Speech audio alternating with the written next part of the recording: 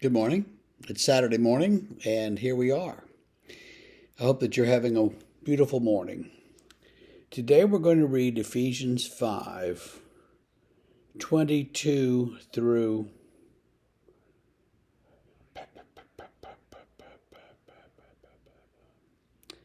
let's read the whole thing. Let's read 22 through 33. Let's just get it over with. Wives, submit to your own husbands as to the Lord. For the husband is the head of the wife, even as Christ is the head of the church, his body, and is himself its Savior. Now, as the church submits to Christ, so also wives should submit in everything to their husbands. Husbands, love your wives, as Christ loved the church and gave himself up for her, that he might sanctify her, having cleansed her by the washing of water with the word, so that he might present the church to himself in splendor, without spot or wrinkle or any such thing, that she might be holy and without blemish. In the same way, husbands should love their wives as their own bodies.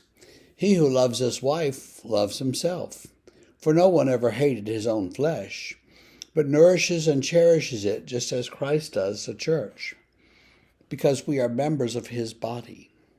Therefore a man shall leave his father and mother and hold fast to his wife, and the two shall become one flesh. This mystery is profound, and I am saying that it refers to Christ and the church. However, let each one of you love his wife as himself, and let the wife see that she respects her husband. Oh, my, what do we do with all of that? There are many people who believe exactly what it seems to say, that wives should submit to their husbands, and so there's Christ, and then there's husbands, and then there's wives. And it's a hierarchical sort of thing, and we should all be happy. I disagree, but that's what many people believe.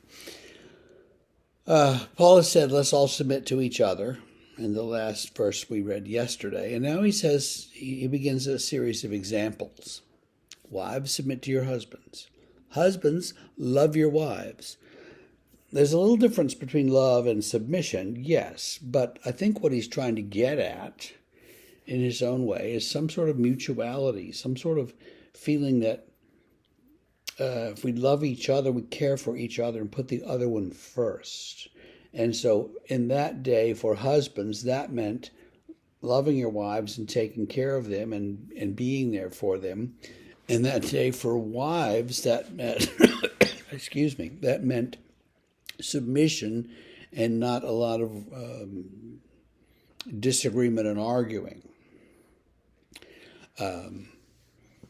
Given the society that they lived in, that makes some sense. And he's really calling husbands to a new kind of behavior that they hadn't, most of them probably hadn't engaged in before they heard this. And then he calls everybody to a sort of mutual submission, and we all get together and love each other the way that Christ loves the church, which is to say, sacrificially, in putting the church first and not our own needs, wants, wishes, and desires. Oh, if we could do that, we'd all be great. But perhaps we can't. He's going to go on to say, children, love your parents, and slaves and masters. And so he's got several hierarchical kind of examples to give. But he's going to come at the end and repeat, I think, what he says here is, where does he say it? Each one of you love his wife as himself, and let the wife see that she respects her husband. If we could get there, I think we'd be better off. Now, I am not one of these people who believes that there's a hierarchy and that women are lower than men or any of that. I just simply think that if we had that kind of love for wives, for the women in our lives, then then we might see some mutual respect, and things might get better all around. So I guess that makes me a complementarian. I think there are people who spend so much time arguing about this stuff, and it seems to me that it's kind of immaterial to the basics of the faith. But it's what Paul says here about the community, and let the community live together in mutual submission. The best example of that I ever saw was on the old TV cartoon Chip and Dale. Remember Chip and Dale? They were chipmunks. And they're always trying to escape from whatever it was. It was cutting down their tree or attacking them. And they would do that by jumping, into a hole. And they get to this hole one day, and somebody's coming, I forget who, but somebody's after them.